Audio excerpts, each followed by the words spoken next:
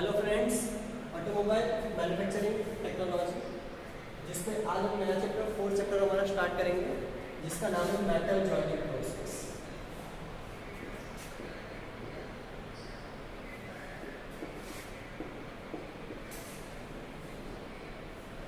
Metal joining process, जिस तरीके से अभी तक हमने एक चीज देखी कि पहला जो चैप्टर हमारा इंट्रोडक्शन था, दूसरा था metal working process. That means metal पे कौन सी प्रोसेस की जाती है, एम्बोजिंग प्रोसेस की जाती है, एक्सट्रूजन प्रोसेस की जाती है, हैमरिंग, जो भी प्रोसेस है any kind of. Third chapter जो था उसमें हमने कास्टिंग देखा, ठीक है, कि उसको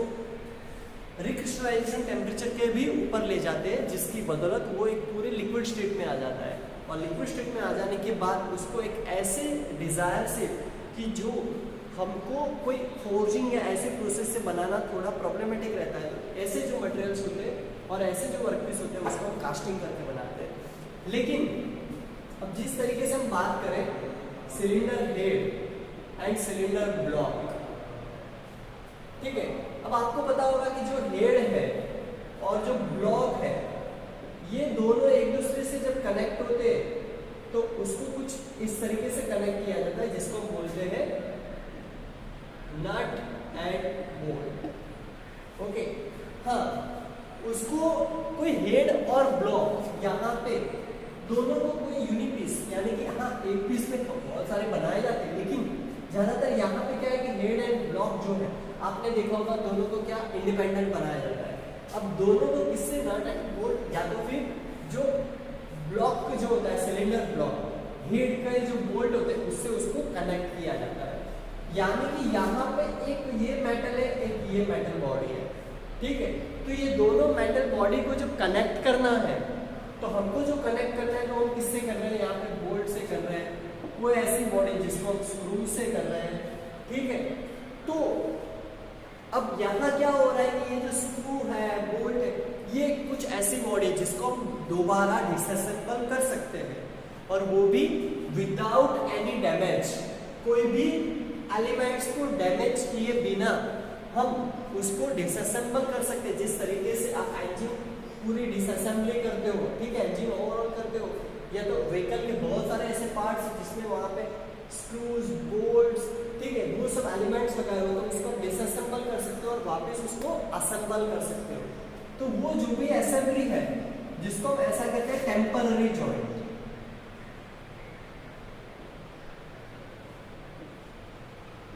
हाँ, भले चाहे वो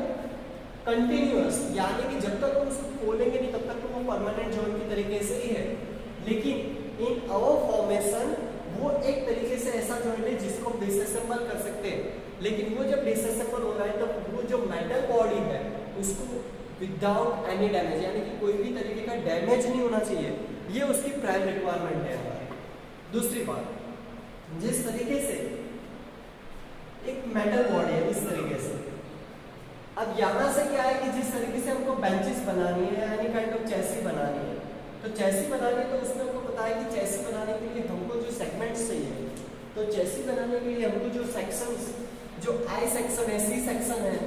ठीक है, राउंड सेक्शन है, तो यहाँ पे जो सेक्शन है हम कुछ इस तरीके से सबको अटैच कर रहे हैं। लेकिन अब यहाँ जो सेगमेंट है, यहाँ पे दो हमारे पास ये सेक्शन है, ये सेगमेंट है और ये, लेकिन इसको हमें यहाँ से कुछ तो तरीके से इसको ज्वाइन करना पड़ेगा, ठीक है। तो यहाँ जो प्रोसेस कर रहे हैं that is called welding process. लेकिन ये जो वेल्डिंग रहता है, ठीक है, हाँ, यहाँ पे जो वेल्ड किया जाता है, वो एक तरीके से वो टेम्पररी जॉइंट नहीं है, because it's a permanent joint. वो परमानेंट जॉइंट क्यों है, बिकॉज यहाँ पे जब हम इसको डिसअसेंबल करने की कोशिश करेंगे तो मेटल बॉडी को डैमेज होने के चांसेस है। मेटल बॉडी को डैमेज किए बिना हम यहाँ पे थॉरली ये और ये सेगमेंट्स को डिस्टोर्ट या तो डिसअसेंबल नहीं कर सकते, ठीक है। यानी कि यहाँ क्या हो रहा है कि आप जिस तरीके से मटेरियल साइंस एंड मेटलर्जी में पढ़े होंगे उसके हिसाब से जिस तरीके से यहाँ पे मेरे पास ये एक सेक्शन है और दूसरा रोड मैंने इस तरीके से लिया, अब मुझे यहाँ पे दोनों जगह पे क्या करना है, वेल्ड करना है, ठीक है, जिसको हम अपसेट बट वेल्डिंग बोलते हैं। तो इस तरीके से जो अपसेट बट वेल्डिंग के हिसाब से हम यहाँ पे जो वेल्ड कर रहे हैं, तो यहाँ पे जो हम वेट कर रहे हैं उसके हिसाब से हम देखें, ठीक है। तो ये जो सेगमेंट है इतना, यहाँ पे ये जो सेगमेंट है, यहाँ की मेटल बॉडी के जो मेटल पार्टिकल्स होंगे वो इलेक्ट्रोड्स की वजह से वहां पे क्या होंगे, हीटेड होंगे, और यहाँ के जो मॉलिक्यूल्स थोड़े से कौन से स्टेट में आएंगे, तो फिर रिक्रिस्टलाइजेशन फॉर्म में आएंगे, और रिक्रिस्टलाइजेशन फॉर्म में आने की वजह से ये जो मटेरियल है, यहाँ का मटेरियल, उसके अंदर कोई प्रोसेस, कोई चेंजेस नहीं होगा, सिर्फ उसके अंदर हीट ट्रांसफर होगा, ठीक है। उसके अंदर यहाँ से क्या होगा, तो कि Q heat, that means heat transfer होगा, वो सही है। लेकिन यहाँ पे जो मटेरियल साइंस एंड मेटलर्जी के हिसाब से यहाँ पे जो सेगमेंट है, जहाँ पे हम उसको वेल्ड करने की कोशिश कर रहे हैं, तो यहाँ के जो मटेरियल है वो थोड़ा सा मेल्टिंग पॉइंट के आसपास आएगा, तो थोड़ा सा वो रिक्रिस्टलाइजेशन टेम्परेचर के आसपास पहुंच जाएगा, ठीक है। अब आपको रिक्रिस्टलाइजेशन टेम्परेचर क्या है वो फर्स्ट चैप्टर में बताया हुआ है, ठीक है। तो अब क्या है कि रिक्रिस्टलाइजेशन टेम्परेचर के आसपास आ जाएगा, जिसकी वजह से वो जो मटेरियल है दोनों एक दूसरे के साथ क्या होंगे, इलोंगेट हो जाएंगे, और दोनों मॉलिक्यूल्स जिस तरीके से ये जो हॉरिजॉन्टल बॉडी है और ये वर्टिकल बॉडी है, ठीक है। अभी मैं इसके बीच में स्पेस दिखा रहा हूँ, अब मैं ये जो सेगमेंट है उसको जूम करके बता रहा हूँ। तो ये जो बॉडी है, यहाँ की मैंने बॉडी ड्रॉ की, और ये जो सेगमेंट है ये सेगमेंट ड्रॉ किया मैंने, ठीक है। अब क्या हो रहा है कि इतना जो सेगमेंट है वो थोड़ा सा मेल्ट हो रहा है, यहाँ का सेगमेंट थोड़ा सा मेल्ट हो रहा है, जिसकी बदौलत ये दोनों एक दूसरे के साथ इंटर रिएक्शन कर रहे हैं, और इंटर रिएक्शन की वजह से माइक्रोस्कोपिक पॉइंट ऑफ व्यू, जो आपने शायद मटेरियल साइंस एंड मेटलर्जी में पढ़ा होगा, उसके हिसाब से ये दोनों एक दूसरे के साथ आयनिक बॉन्ड बनाते हैं, और आयनिक बॉन्ड बनने की वजह से यहाँ पे ये दोनों एक दूसरे के साथ क्या हो जाते हैं, जॉइंट हो जाते हैं। लेकिन अब वेल्डिंग प्रोसेस, उसके अंदर एक मोस्ट इंपोर्टेंट चीज ये है कि उसको हीट दे रहे हैं, दो मेटल को अटैच कर रहे हैं, लेकिन सबसे पहली बात है प्रेशर अप्लाई करके या प्रेशर अप्लाई किए बिना हम दोनों तरीके से मेटल जॉइनिंग कर सकते हैं, दैट मींस वेल्डिंग कर सकते हैं। सबसे पहली बात विद प्रेशर, विदाउट प्रेशर, ठीक है। दूसरी बात फिलर मटेरियल, फिलर मटेरियल यानी क्या कि कोई एक्स्ट्रा ऑर्डिनरी मटेरियल हम उसमें ऐड करें, जिस तरीके से आपने सोल्डरिंग देखा होगा, ठीक है, आर्क वेल्डिंग देखा होगा, तो उसमें आर्क इलेक्ट्रोड, ठीक है, टंगस्टन आर्क इलेक्ट्रोड यूज किया जाता है। तो उस तरीके से यहाँ पे फिलर मेटल को ऐड करके या तो ऐड किए बिना डायरेक्टली, ठीक है, जिस तरीके से हम स्पॉट वेल्डिंग करते हैं, तो स्पॉट वेल्डिंग में क्या होता है, तो कि दोनों जो मटेरियल है इस तरीके से, और एक दूसरा जिसको एक तरीके से लेप करते हैं, लेप यानी एक दूसरे के ऊपर रखना, ठीक है, जिस तरीके से वाल ओवरलैप होते हैं, वाल ओवरलैप का मतलब क्या है, एक ही टाइम पे दोनों वाल्व्स का ओपनिंग रहना। इसी तरीके से यहाँ पे एक पतरा है, उसके ऊपर हमने दूसरा पतरा रखा, ठीक है, तो एक मेटल शीट के ऊपर दूसरी मेटल शीट को रखते हैं, और यहाँ से मैं एक काम कर रहा हूँ, एक हाई टेंशन इलेक्ट्रोड जो है वो दोनों इलेक्ट्रोड को इस तरीके से मैं पॉजिटिव और नेगेटिव दोनों को जब एक दूसरे से कनेक्ट कर देता हूँ, तो यहाँ से जो इलेक्ट्रिसिटी ट्रांसमिट होती है, जिसकी वजह से इलेक्ट्रिसिटी की वजह से वहाँ पे हीट जनरेट होती है, और वो हीट की वजह से यहाँ पे ये जो होता है वहाँ पे क्या हो जाता है, ये पूरा वेल्ड हो जाता है, जिसको हम कहते हैं स्पॉट वेल्डिंग, ठीक है। ये सबके बारे में हम देखने समझेंगे क्या है नेक्स्ट लेक्चर में, लेकिन अभी यहाँ पे हम ये समझ रहे हैं कि मेटल जॉइनिंग प्रोसेस, उसमें टेम्पररी जॉइंट क्या होता है और परमानेंट जॉइंट क्या होता है, और वेल्डिंग की डेफिनेशन समझ रहे हैं। सो सबसे पहला कि वेल्डिंग प्रोसेस के अंदर क्या होता है, क्योंकि प्रेशर अप्लाई करके या प्रेशर अप्लाई किए बिना, बिकॉज जिस तरीके से आपको पता है कि कोई वेल्डिंग प्रोसेस ऐसी होती है जिस तरीके से यहाँ पे ये रखा हमने, और यहाँ पे मैंने ये एक और बार रख दिया, अब इसको मैंने रख दिया है, तो यहाँ पे मुझे कोई प्रेशर अप्लाई करने की जरूरत नहीं है, सिर्फ यहाँ पे मुझे क्या करना है, आर्क वेल्ड कर देना है, ठीक है,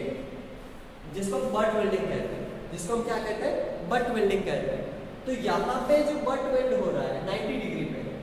तो जिसकी वजह से यहाँ पे जो बट वेल्ड हो रहा है, it's a one type of welding, यहाँ पे मैं कोई प्रेशर अप्लाई नहीं कर रहा हूँ, लेकिन यहाँ पे मुझे फिलर मटेरियल यूज करना पड़ रहा है, यहाँ पे मुझे क्या करना पड़ रहा है, फिलर मटेरियल यूज करना पड़ रहा है, ठीक है। जबकि गैस वेल्डिंग की बात करें, जिसको हम कहते हैं ऑक्सी एसिटिलीन गैस वेल्डिंग, ठीक है। तो ऑक्सी एसिटिलीन का मतलब यहाँ पे कि एक ऑक्सीजन सिलेंडर रहता है और एक एसिटिलीन सिलेंडर रहता है, इसके अंदर carbonizing flame, oxidizing flame, neutral flame, वो बारे में हम आगे समझेंगे कि क्या होता है, ठीक है। सो ये ऑक्सी एसिटिलीन फ्लैग और ऑक्सी एसिटिलीन सिलेंडर की वजह से ये जो गैस वेल्डिंग होता है, तो गैस वेल्डिंग के अंदर हम यहाँ पे क्या कर रहे हैं कि ये गैस टॉर्च जो होती है यहाँ पे इस तरीके से, और ये गैस टॉर्च जो है एक पर्टिकुलर यहाँ पे सिलेंडर है, ये दूसरा एक सिलेंडर है, और दोनों सिलेंडर को कनेक्ट करके गैस टॉर्च पे लाया जाता है, और गैस टॉर्च जो होती है उसमें से एक फ्लैम निकलती है। वो फ्लैम क्या करती है, ये जो मटेरियल है उसको यहाँ पे एक पर्टिकुलर उसके प्लास्टिक टेम्परेचर तक ले जाता है। कहाँ तक ले जाता है, उसके प्लास्टिक टेम्परेचर तक, जिसकी बदौलत वो जो मटेरियल है उसके ऊपर एक हॉट वर्किंग प्रोसेस हो रही है दूसरी, तो कि वो रिक्रिस्टलाइजेशन टेम्परेचर तक पहुंच गया। कौन से टेम्परेचर तक, क्योंकि रिक्रिस्टलाइजेशन टेम्परेचर तक, ठीक है। तो रिक्रिस्टलाइजेशन टेम्परेचर तक पहुंच जाने की वजह से, ठीक है, सबसे पहले तो आपको ये जो वर्ड्स है उसको क्लियर करना पड़ेगा। रिक्रिस्टलाइजेशन टेम्परेचर जो है microscopic point of view, microscopic point of view, ठीक है, ये सब जो आप वर्ड जो भी है उसको क्लियर करोगे तो आपको ये सब इजीली समझ में आ जाएगा। अब यहाँ पे क्या है कि वो रिक्रिस्टलाइजेशन टेम्परेचर पे पहुंच जाता है, जिसकी बदौलत ये जो मटेरियल है, अब यहाँ से अगर हम थोड़ा सा भी प्रेशर अप्लाई करते हैं तो वो आसानी से वेंड हो जाता है, ठीक है। बट इन दैट केस कि हमको प्रेशर अप्लाई नहीं करना है, ठीक है, तो ये जो है रिक्रिस्टलाइजेशन टेम्परेचर से और ऊपर ले जाते हैं तो वो एक और पॉइंट आता है जिसको हम कहते हैं मेल्टिंग पॉइंट। अगर हम वहां तक ले जाते हैं तो फिर एक चीज है कि वो जो है अब सडनली सिर्फ माइनर प्रेशर पे भी वो चीज क्या हो जाएगी, यहाँ पे स्टिक हो जाएगी, ठीक है। दैट मींस यहाँ पे जो वेल्डिंग प्रोसेसेस है बहुत सारे, ठीक है। सो वेल्डिंग प्रोसेस के अंदर क्या है कि लेप वेल्डिंग, बट वेल्डिंग, वो जो भी टाइप्स आएंगे आगे हमको पढ़ने में। लेप यानी क्या, एक कोई सीट है उसके ऊपर हम दूसरी सीट को रखते हैं और वहां पे जो वेल्ड किया जाए उसको हम लेप कहते हैं। जबकि कोई एंगुलर है और उसमें 90 डिग्री या 60 डिग्री पे जो किया जाता है उसको हम बट कहते हैं। तो यहाँ पे जिस तरीके से हम समझ रहे हैं कि ये जो वेल्डिंग है, अब यहाँ क्या हो रहा है कि हमने यहाँ पे देखा कि ये जो मटेरियल है, ये मटेरियल अगर सिंपल मटेरियल है, दैट मीन्स इस तरीके से, क्योंकि singular material, that means I am using that Fe iron, another body is iron, ठीक है। दैट मीन्स मुझे क्या करना है कि मेटल सीट है और मेटल सीट यानी मैं एक चैसी बना रहा हूँ, चैसी के अंदर क्या हो रहा है, एक सेक्शन है, अब दूसरा सेक्शन में इसके साथ कनेक्ट कर रहा हूँ, तो जो दूसरा सेक्शन है उसके साथ कनेक्ट हो रहा है, both material are remain same. तो जब दोनों मटेरियल सेम रहते हैं तो यहाँ पे आपको ज्यादा प्रॉब्लम नहीं रहती, बिकॉज वो जो होगा दोनों का रिक्रिस्टलाइजेशन टेम्परेचर, दोनों का मेल्टिंग पॉइंट, दोनों का सीज पॉइंट, सभी चीज क्या रहती है, सेम रहती है। लेकिन जब हमारे पास दोनों मटेरियल अलग अलग हो, जब हमारे पास दोनों मटेरियल अलग अलग हो, तब हमारे पास एक क्वेश्चन क्रिएट होता है कि बिकॉज यहाँ पे हम जो वेल्ड करना चाहते हैं वो वेल्ड किस तरीके से करेंगे, ठीक है। तो वो अभी आगे के जो मॉडर्नाइज्ड टेक्नोलॉजीज जो है उसके अंदर भी हम देखेंगे कि किस तरीके से ये मेटल वर्किंग किया जाता है और मेटल जॉइंट किया जाता है ऐसी सब चीजों में, कि यहाँ पे मेरे पास एक आयरन है और यहाँ पे मेरे पास एक जिंक रोड है, आयरन काइंड ऑफ रोड है। तो ये दोनों रोड को जब मुझे जॉइंट करना है, तो जब मुझे इसको जॉइंट करना है तो सबसे पहले तो मुझे इसकी सभी मटेरियल कैरेक्टरिस्टिक पता होनी चाहिए, डक्टिलिटी, मेलेबिलिटी, ठीक है, toughness, hardness, any kind of that, सभी चीज मुझे इसकी पता होनी चाहिए। एक और चीज पता होनी चाहिए, इसकी FOS पता होना चाहिए, फैक्टर ऑफ सेफ्टी भी पता होनी चाहिए, ठीक है। तो यहाँ तक जो भी है, इसलिए ये मेटल जॉइंट को समझने के लिए सबसे पहले आपको जो MSN सब्जेक्ट जो है आपका मटेरियल साइंस एंड मेटलर्जी, उसके हिसाब से जितनी भी चीजें वो सब आपको बेसिक उसके जितने डेफिनेशन से आप समझ लो तो अच्छा रहेगा, जिसकी वजह से आप ये चैप्टर को बहुत आसानी से समझ पाओगे और क्लियर कर पाओगे। अब इससे आगे हम समझते हैं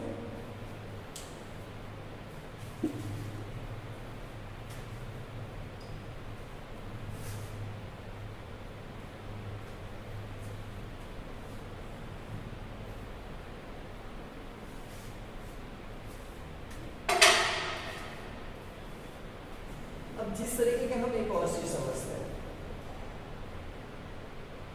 इस तरीके से आपने एक ब्रिज शायद देखा होगा, एलिस ब्रिज, ठीक है। सो एलिस ब्रिज एक ब्रिटिश स्ट्रक्चर है और ब्रिटिश स्ट्रक्चर है, लेकिन उसके अंदर आपने देखा हो तो वो पूरा किस तरीके से जॉइंट है, तो रिवेटेड जॉइंट है, जिसको एक तरीके से रिवेटेड जॉइंट ब्रिज बोला जाता है। RGB के फॉर्म में उसको पहचाना जाता है, रिवेटेड जॉइंट ब्रिज, बिकॉज वो जो ब्रिज है उसके ऊपर का जो स्ट्रक्चर है इस तरीके का, एलिस ब्रिज के ऊपर वो पूरा पूरा का पूरा स्ट्रक्चर अगर आपने कभी देखा हो या तो दोबारा देखने जाना कभी अगर वक्त मिले तो वहां पे आप देखोगे तो वो पूरा जो स्ट्रक्चर है वो रिवेटेड ब्रिज से बना हुआ है, रिवेटेड स्ट्रक्चर है। दैट मीन्स हम उसको डिसअसेंबल भी कर सकते हैं दोबारा विदाउट डैमेज, कोई भी बॉडी को डैमेज किए बिना। ठीक है, जिस तरीके से हमारे घर के ऊपर अगर कहीं पे ऐसे सेक्शंस है जहाँ पे इंडस्ट्रीज में और वहाँ पे छपरे लगाए जाते हैं, ठीक है, तो वो जो रूफ लगाए जाते हैं वो क्यों? बिकॉज वो जो रूफ है कोई ऐसे सेगमेंट है जिसको हमें डिसअसेंबल करना है, तो हम वहाँ से उसको तुरंत रिवेटेड जॉइंट से तो उसको रिमूव कर सकते हैं और उसको दूर कर सकते हैं वहाँ से। ठीक है, ये सबसे मोस्ट इम्पोर्टेंट हमारे लिए होता है कि हम वहाँ पे कौन सा जॉइंट करना चाहते हैं मेटल के लिए, टेम्पररी जॉइंट करना है या परमानेंट जॉइंट करना है। अगर हम परमानेंट जॉइंट करेंगे तो सिंपल सी बात है कि वो जो जॉइंट है उसको तोड़ने के लिए या तो ये दोनों बॉडी को जब हमको छोड़ना होगा तो फिर हमको मेटल को थोड़ा सा तो डैमेज देना ही पड़ेगा, तो होगा ही। लेकिन परमानेंट जॉइंट कहाँ किया जाता है? सो परमानेंट जॉइंट वहाँ किया जाता है कि एक बार जो जॉइंट कर दे उसके बाद हमको उसको या तो कोई भी तरीके से उसको रिमूव करने की या तो दोनों एलिमेंट को अलग करने की हमें जरूरत ना पड़े कभी भी। वैसे ही एलिमेंट को हम क्या करते हैं, परमानेंट जॉइंट करते हैं। अदरवाइज हमको क्या करना पड़ता है कि ऐसे टेम्पररी जॉइंट जिसको nut bolt screwing any kind of that, ठीक है, उससे हम क्या करते हैं, जॉइंट करते हैं। अब एक तरीके से आपने सुना होगा सोल्डरिंग। अब ये सोल्डरिंग क्या है? सो सोल्डरिंग के अंदर भी आपने देखा होगा कि ज्यादातर इलेक्ट्रॉनिक जो गैजेट्स होते हैं उसके ऊपर आपने देखा होगा कि जो सर्किट्स जो होती है उसकी, ठीक है, उसके ऊपर जहाँ पे ये पतले पतले जो केबल्स होते हैं उसके ऊपर क्या किया जाता है, सोल्डर्स, वहाँ पे ट्रांजिस्टर, डायोड, ठीक है, वो जो भी है, तो वो जितने भी चीजें लगाई जाती है वो सब वहाँ पे क्या किया जाता है, उसको सोल्डर किया जाता है। आपने देखा होगा ये सब। तो वो जो सोल्डरिंग है उसके अंदर भी क्या किया जाता है, फिलर मेटल ऐड किया जाता है। लेकिन आप ये चीज समझ सकते हो कि वो जो जॉइंट है अब कितना स्ट्रॉन्ग, ठीक है, उतना तो हम समझ सकते हैं कि जितना मेटल बॉडी के ऊपर जो वेल्डिंग करते हैं, जो आर्क वेल्डिंग करते हैं, ठीक है, टिक वेल्डिंग करते हैं, मिग वेल्डिंग करते हैं, उतना तो स्ट्रॉन्ग नहीं रहेगा ये, ठीक है। लेकिन एक चीज है कि यहाँ पे जो आपको बॉडी जो है वो क्या है कि एक स्टेशनरी बॉडी में पड़ी रहने वाली है और यहाँ पे हमको कोई इतना ज्यादा स्ट्रॉन्ग कोई वेल्ड करने की जरूरत नहीं है। दैट्स व्हाई हम वहाँ पे क्या कर रहे हैं, सोल्डरिंग कर रहे हैं और उसका जो मेल्टिंग पॉइंट होता है वो बहुत डाउन रहता है, जिसकी वजह से वहाँ पे जो भी फिलर मेटल यूज करते हैं वो भी इतना होता है कि जिसकी बदौलत अब वो क्या हो रहा है कि आसानी से वो क्या हो जाए, मेल्ट हो जाए और उसके ऊपर क्या हो जाए, स्टील हो जाए, ठीक है। अब सोल्डरिंग है उसके तरीके से और एक चीज है जिसको हम कहते हैं ब्रेजिंग कहते हैं, सोल्डरिंग, ब्रेजिंग, फिर आता है वेल्डिंग। अब वेल्डिंग के अंदर तो बहुत सारे टाइप्स है, ठीक है, एक आएगा पहले तो टिक वेल्डिंग आएगा, फिर आएगा मिग वेल्डिंग आएगा, tungsten inert gas arc welding, MIG metal inert gas arc welding, ठीक है, फिर आएगा submerge inert gas arc welding, ठीक है, submerge inert gas arc welding. ये सब क्या है और किस तरीके से, जैसा आपने देखा होगा कि आर्क वेल्डिंग जब किया जाता है उस दौरान हमको कुछ आई ग्लव्स और आई गॉगल्स पहनने पड़ते हैं। तो वो क्यों पहनने पड़ते हैं और क्यों ऐसा है, जबकि कुछ ऐसे वेल्डिंग है जो हम आंखों से भी देखें तो भी हमको कोई प्रॉब्लम नहीं रहती या तो एनी काइंड ऑफ कोई भी तरीके की हमको दिक्कत नहीं आती। तो इसके पीछे क्या रीजन है और क्यों ऐसा किया जाता है और कौन सा वेल्डिंग ऐसा है कि जो सफिशिएंट और अच्छे से अच्छा वेल्ड किया जा सकता है और उससे हम मटेरियल की ड्यूरेबिलिटी और उसकी डक्टिलिटी, हार्डनेस, टफनेस, जो भी उसकी कैरेक्टरिस्टिक है वो हम कंसिस्टेंट रख पाते हैं, ठीक है। और किस तरीके से, जैसे कि आप शायद वो आपको बताओ कि 1G, 2G, 3G, ठीक है, इट्स नॉट अबाउट नेटवर्किंग, मैं यहाँ पे नेटवर्क की बात नहीं कर रहा हूँ, यहाँ पे वेल्डिंग की बात कर रहा हूँ, ठीक है। जबकि आप कोई भी एंगल चेंज कर देते हो वेल्डिंग के अंदर तो उसको G फॉर्म में लेते हैं, ठीक है, उसको हम ग्रेडेड फॉर्म में लेते हैं कि अगर आप हॉरिजॉन्टल वेल्ड कर रहे हो और उसको आप स्टेशनरी डायरेक्शन में रखते हो तो उसको 1G कहते हैं। जबकि वर्कपीस घूम रहा है और इंसान स्टेबल है तो इट्स 2। लेकिन अगर वर्कपीस स्टेबल है लेकिन इंसान को घूमना पड़ रहा है, दैट मीन्स 3, ठीक है, वर्कपीस भी घूम रहा है और इंसान भी उसके आसपास उसको रोटेट करना पड़ रहा है। उस तरीके से 1G, 2G, 3G, 4G ये एक वेल्डिंग के टाइप्स है कि कौन सा वेल्डिंग किस तरीके से करेंगे, ठीक है, और कहाँ की डायरेक्शन में करेंगे, टॉप टू बॉटम करेंगे। रोटरी फॉर्म है तो कौन सा, क्लॉकवाइज करेंगे, एंटी क्लॉकवाइज करेंगे, जिसकी वजह से हमको जितना हो सके उतना वहां पे वेल्डिंग प्रॉपर हो सके। तो ये सब किस तरीके से करते हैं ये हमको समझना है अब से नेक्स्ट लेक्चर में, ठीक है। ये ज्यादातर 1G वेल्डिंग जो है वो आपके सिलेबस में नहीं है, लेकिन ये सिर्फ आपको 2-3 मिनट का जो रहेगा हमारा जो लेक्चर, यानी 20-30 मिनट जो हमारा लेक्चर है उसके अंदर 2-3 मिनट में आपको बता दूंगा, जिससे आप इसके बारे में समझ सकते हो कि अब जो भी वेल्डिंग टाइप्स होते हैं और उसको जो किया जाता है तो वो इस तरीके से उसको कहा जाता है कि जिस तरीके से मुझे करना है कि टिक वेल्डिंग करना है या आर्क वेल्डिंग करना है, गैस वेल्डिंग करना है, सो उसको कौन से फॉर्मेशन में करूंगा मैं, ठीक है। बिकॉज ऐसा नहीं कि हाँ ये लिया इलेक्ट्रोड कर दिया, लेकिन एक चीज़ है कि मैं कौन से फॉर्मेशन में करूंगा जिसकी वजह से वो जो मेटल बॉडी है उसके ऊपर जितना हो सके उतना वो स्ट्रॉन्ग वेल्ड रहेगा। नहीं तो क्या रहेगा, उसके अंदर पोरोसिटी आ जाएगी, पोरोसिटी रहेगी तो फिर सबसे बड़ी प्रॉब्लम है कि वो जो वेल्डिंग रहेगा हमारा फेलर हो जाएगा। दूसरे बहुत सारे डिफेक्ट्स हैं वेल्डिंग के अंदर, ठीक है, वो सभी वेल्डिंग डिफेक्ट्स में हम बाद में समझेंगे कि कौन से डिफेक्ट्स आते हैं वेल्डिंग के अंदर। तो यहाँ तक आपको सब कुछ समझ में आया होगा कि वेल्डिंग के अंदर कौन से डिफेक्ट्स आती है। अब दूसरी बात करते हैं, तो यहाँ तक हमको सब कुछ समझ में आ गया है कि रिवेटेड जॉइंट जिस तरीके से हमने देखा कि एलिस ब्रिज, फिर एफिल टावर की बात करें, ठीक है, तो ये सब चीजें जो भी है वो सब रिवेटेड जॉइंट से बनाई जाती है। जिस तरीके से आपको बताओ कि कोई एक चीज, जिस तरीके से हम बेंचेस की बात करते हैं, तो बेंचेस की जितनी भी पूरी बॉडी है उसमें आपने देखा होगा कि सिर्फ बेंचेस का ऊपर का जो सेगमेंट है जहाँ पे आप बुक रख के लिखते हो, उसी जो सेगमेंट है उसको हम रिवेटेड जॉइंट से हम जॉइंट करते हैं। बिकॉज अगर वो टूट गया तो हम उसको रिप्लेस कर सकते हैं, ठीक है, लेकिन बाकी की जो पूरी मेटल बॉडी है उसको क्या करते हैं, वेल्ड कर देते हैं। बिकॉज वो जो वेल्ड किया है दैट मीन्स वो क्या है, लोड कैरिंग कैपेसिटी उसकी बढ़ गई है। दूसरी बात है कि वो जो वेल्ड किया हुआ है दैट मीन्स वो जो सेगमेंट्स है अब हम उसको दोबारा डिसअसेंबल नहीं कर सकते और उसको हमें डिसअसेंबल करने की जरूरत भी नहीं है, ठीक है, उस तरीके से। तो यहाँ आपको ये समझ में आना चाहिए कि हमें कौन सी चीज़ को परमानेंट वेल्ड करना है, कौन सी चीज़ को टेम्पररी जॉइंट करना है, कौन सी चीज़ ऐसी है जहाँ पे मुझे कौन से वेल्ड को यूज़ करना है, ये सब चीज़। और वेल्ड किस फॉर्म में करना है, कौन सी डायरेक्शन से करना है, ग्रेडियंट फॉर्म किस तरीके से लेना है, ठीक है, एंगुलर फॉर्म किस तरीके से लेना है, जो वेल्ड कर रहा है वो बंदे की डायरेक्शन क्या होनी चाहिए, क्लॉकवाइज होनी चाहिए, एंटी क्लॉकवाइज होनी चाहिए। रोटरी वेल्ड करना है तो वर्कपीस को गोल घुमाना है या इंसान खुद गोल घूमेगा, कौन सी डायरेक्शन उसके लिए सही रहेगी, ठीक है, ये सब चीजें। उसके बाद हमको ये देखना है कि मैं ऐसा क्या करूंगा जिससे जो मैं वेल्ड कर रहा हूँ उसके अंदर जितनी हो सके उतनी कम डिफेक्ट आए या तो जीरो डिफेक्ट आए। बिकॉज जीरो डिफेक्ट वेल्ड रहेगा तो ही सही रहेगा। अगर पोरोसिटी रह गई वहाँ पे कहीं पे भी माइक्रो भी पोरोसिटी रह गई तो वो जो चीज़ है वहाँ से रस्टिंग होना स्टार्ट हो जाएगा, वहाँ से वो वापस रस्टिंग होना स्टार्ट हो जाएगा। अगर वो जो वेल्ड किया है वो अपने सही से मेल्टिंग पॉइंट तक नहीं पहुँचा है। दूसरी बात है जो मेटल जॉइनिंग गैप जिसको हम कहते हैं कि दो मेटल है जिसको हमें जिस वेल्ड पॉइंट पे रखना है, तो वेल्ड पॉइंट पे जहाँ रखना है और उसके बीच का जो गैप है वो हमने सही से नहीं रखा है, ठीक है। अगर सही से नहीं रखा है तो भी वहाँ पे क्या है कि मेटल की गैप जो है जिसकी वजह से वेल्डेड मटेरियल अगर ज़्यादा आ गया तो वेल्डेड मटेरियल भी उसकी डक्टिलिटी के हिसाब से क्या हो जाएगा, वहाँ से फ्रैक्चर हो जाएगा, ठीक है। और दूसरी बात, अगर दोनों एक दूसरे के काफ़ी नज़दीक आ रहे हैं तो फिर वो जो वेल्डिंग जॉइंट है वो अपने ब्रिटलनेस की वजह से वहाँ से टूट जाएगा, ठीक है। बिकॉज वो जो है उसको उतना कॉम्प्रेसिव फोर्स तो वो बैर कर पाएगा लेकिन टेंशन फोर्स जो है वो बैर नहीं कर पाएगा, जिसकी वजह से आपको ये चीज़ों पर फोकस करना है कि किस तरीके से हम जितना हो सके उतना वेल्डिंग को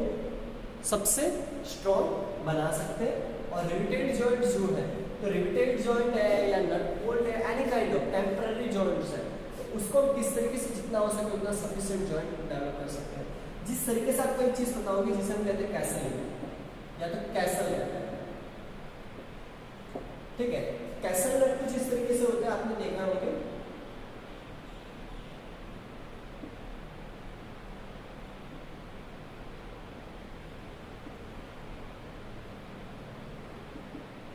ठीक है। अब यहाँ क्या होता है, कुछ इस तरीके से उसको लिफ्ट अप दिया जाता है इतना इतना, ये आपने देखा होगा, ठीक है। अब ये कैसल नट के अंदर क्या है कि कुछ इस तरीके से जिसकी बदौलत क्या है कि यहाँ से एक सर्किल निकाली जाती है, वो उसको क्या कर देती है, ब्लॉक कर देती है। इस तरीके से यहाँ से जैसे हम इसके अंदर से बोल्ट कनेक्ट करते हैं तो यहाँ से एक सर्किट निकलेगी, वो उसको क्या करेगी, खोलने नहीं देगी। जिस तरीके से स्टीयरिंग का असेंबली है तो स्टीयरिंग असेंबली जो है कंटिन्यूअस रोटेशन मिल रहा है उसको, जो व्हील रोटेशन हो रहा है, तो वहाँ की ऐसी बॉडी की जो ज्यादातर रोटरी मोमेंटम में रहती है, तो रोटरी मोमेंटम में रहती है तो ऐसी बॉडी में वहाँ पे नट बोल्ट मिलने के ज्यादा चांसेस रहते हैं। तो वहाँ पे हम क्या करते हैं, कैसलिंग करते हैं। वहाँ पे हम क्या करते हैं, कैसलिंग प्रोवाइड करते हैं, जिसे हम कहते हैं कैसलिंग सिस्टम। तो वहाँ पे जो हम सिस्टम प्रोवाइड करते हैं कैसलिंग प्रोवाइड करते हैं। जबकि ज्यादातर जिस तरीके से डैश बॉडी होती है तो डैश बॉडी में हम क्या करते हैं, रिवेटेड जॉइंट करते हैं, because riveted joint that means हम डायरेक्टली स्क्रू जॉइंट या तो एनी काइंड ऑफ, उस तरीके से स्क्रू जॉइंट से भी हम इसको जॉइंट कर सकते हैं और एनी काइंड होता है। यानी कि हमको ये पहले समझना जरूरी है कि कौन सी बॉडी पे हम वेल्ड कर रहे हैं या कौन सी बॉडी को जॉइंट करना है, किस तरीके से करना है। डिफरेंट बॉडी पार्ट है, मेटल और फाइबर बॉडी पार्ट है तो उसको हमें किस तरीके से जॉइंट करना है, मेटल बॉडी पार्ट है तो उसको हमें किस तरीके से करना है। ठीक है, मैं जिस वेल्डिंग को प्रीफर आउट कर रहा हूँ तो वो वेल्डिंग उस मटेरियल के लिए सही है कि नहीं है, और उसके लिए वो टेम्परेचर को सही है कि नहीं है। जिस तरीके से सोल्डरिंग है तो सोल्डरिंग से कभी भी कोई आयरन बॉडी को हम कनेक्ट नहीं कर सकते, बिकॉज सोल्डरिंग का जो मेल्टिंग पॉइंट और सोल्डरिंग का जो हीटिंग पॉइंट है वो दोनों जो है काफी नीचे है। किससे, तो आयरन और उससे।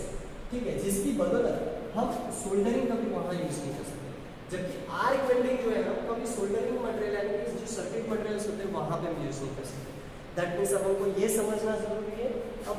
आपको ये क्लियर हो गया होगा कि मेटल जॉइनिंग प्रोसेस जो है उसके अंदर हम जब कोई भी दो मेटल को जॉइन करते हैं तो हमारे लिए सबसे मोस्ट प्रायोरिटी ये है कि हम मटेरियल सिलेक्शन करें। मटेरियल सिलेक्शन दैट उसके बाद हम प्रोसेस सिलेक्शन करेंगे, कौन सी प्रोसेस से हमें करना है। तीसरी बात है हमको ये पता होना चाहिए, मटेरियल कैरेक्टरिस्टिक पता होनी चाहिए। चौथी चीज़, हम जिस वेल्डिंग से करना चाहते हैं तो वो वेल्डिंग की कौन सी टेक्निक है वो हमें पता होना चाहिए। पांचवी चीज़ हमारे लिए सबसे मोस्ट इम्पोर्टेंट चीज़ रहती है कि आवर सेफ्टी। ठीक है, वो सबसे मोस्ट इम्पोर्टेंट है। और छठी चीज़ कि वो जहाँ किया जा रहा है वो वेल्डिंग, ठीक है, वो जो जगह है वो एटमोसफेयर के अंदर मॉइस्चर कंटेंट रखते हैं, ये भी हमें ध्यान रखना बहुत ज़रूरी है। अगर उसके अंदर मॉइस्चर कंटेंट रहते हैं तो वो जो वेल्डिंग किया जा रहा है उसके अंदर वहाँ पे इनर रस्टिंग जिसको कहा जाता है, वो इनर रस्टिंग की वजह से वो जो हीट सेंसिंग बनता है जिसकी वजह से वो जो जगह है जहाँ पे क्या बन जाती है जिसको हम कहते हैं कैविटेशन कहते हैं। जिस तरीके से पानी की पाइप होती है, अब पानी की पाइप जो होती है उसके अंदर से जो पानी फ्लो हो रहा है, तो पानी फ्लो हो रहा है तो आपने देखा होगा पानी जब कोई भी जगह से फ्लो हो रहा है एनी काइंड ऑफ कोई भी चीज़ जब फ्लो होती है तो उसके अंदर छोटे छोटे बबल्स बनते हैं। ठीक है, जो उसकी क्वालिटी होती है जिसको हम कैरेक्टरिस्टिक के हिसाब से सैपोनिफिकेशन नंबर कहते हैं, उसके हिसाब से उसके अंदर छोटा छोटा फॉर्मिंग होता है। अब अगर वो पानी की पाइप है एनी काइंड ऑफ जो भी पाइप है इसके अंदर अगर वो उसकी बॉडी बीच में कहीं पे फॉर्मिंग हुआ और बीच में कहीं पे बबल बना और वो बबल बाद में उसके पीछे वाले जो मॉलिक्यूल है उसके फोर्स की वजह से वो टूट गया तो कोई प्रॉब्लम नहीं है, क्यों, बिकॉज आसपास से पानी के मॉलिक्यूल्स ही है। लेकिन अगर वो उसके सरफेस पे जाके गिरा और सरफेस पे जाके कहीं पे फ्लूइड मैकेनिक्स के हिसाब से अगर हम समझें तो वो अगर वहाँ पे उसकी बॉडी के आसपास कहीं पे ब्लास्ट हुआ वो जो मॉलिक्यूल और वो जो बबल तो वो वहाँ पे क्या कर देगा, कैविट कर देगा। कैविट दैट मीन्स छोटा सा एक माइनर गड्ढा कर देगा जिससे हम कहते हैं कैविटेशन कहते हैं, जिससे हम क्या कहते हैं, कैविटेशन कहते हैं। तो ये जो कैविटेशन है ऐसी सब चीज़ें कभी ना हो जिसके लिए अब जब मेटल जॉइंट करते हैं तो एंगुलर जॉइंट देते हैं, तो हमारे लिए ये भी चीज़ ध्यान में रखना जरूरी होता है कि कहीं पर कैविटेशन ना हो, और कैविटेशन ना हो जिसके लिए हमको जो मटेरियल अंदर फ्लो करना है वो भी हमको पता होना चाहिए कि कौन सा मटेरियल अंदर फ्लो करना है, जिसके हिसाब से हमारा ये मटेरियल सिलेक्शन जो है वो कौन सा मटेरियल होना चाहिए। नहीं तो यहाँ पे जो एंगुलर स्लोप होता है वहाँ पे एक तो इम्पैक्ट ऑफ जेट भी लगता है, और इम्पैक्ट ऑफ जेट की वजह से भी वहाँ पे सबसे ज़्यादा बबलिंग फॉर्म्स क्रिएट होना, और यहाँ पे सबसे ज़्यादा कॉर्नरिंग पॉइंट्स होते हैं वहाँ पे कैविटेशन होने के चांसेस और बढ़ जाते हैं। तो ये हमको इतना ध्यान रखना है। ठीक है, तो अब आपको सब कुछ समझ में आ गया होगा कि मेटल जॉइंट प्रोसेस के अंदर क्या क्या चीज़ है। सो नेक्स्ट लेक्चर जो रहेगा हमारा, नेक्स्ट लेक्चर के अंदर हम सबसे पहले टेम्पररी जॉइंट क्या है उसके अंदर के जो भी जॉइंट्स है उसके बारे में समझेंगे। उसके बाद हम परमानेंट जॉइंट्स, उसके अंदर जो भी वेल्डिंग जॉइंट्स है, टीक वेल्डिंग, नीड वेल्डिंग, ठीक है, सबमर्ड, इनट आर्क वेल्डिंग, वो जितने भी वेल्डिंग्स है, सोल्डरिंग, ब्रेसिंग, वो सभी के बारे में लिंक में समझेंगे। ठीक है, अभी आप यूट्यूब पे भी दूसरे वीडियोस देख सकते हो ये सब के बारे में, अगर आपको देखने हो तो जिसके अंदर आपको जिससे भी बहुत सारे डेटाज मिलते जाएंगे, because metal joining process it's a most important topic for our self. Thank you.